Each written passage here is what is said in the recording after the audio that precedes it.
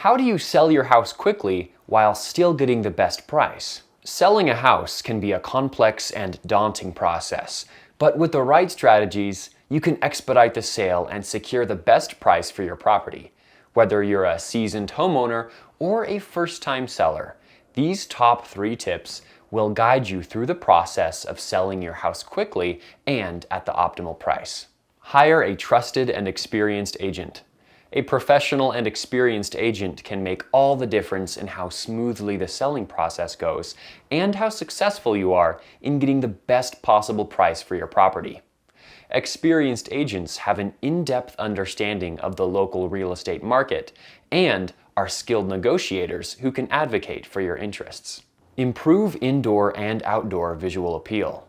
First impressions matter, especially in the real estate market. Potential buyers are more likely to be drawn to your property if it looks well maintained and inviting. Enhancing both the indoor and outdoor visual appeal of your house can significantly influence a buyer's decision. Set a competitive price. Pricing your house competitively is a delicate balance. Setting the right price can attract more buyers and lead to a faster sale, while an overpriced house can deter potential buyers and cause your property to linger on the market.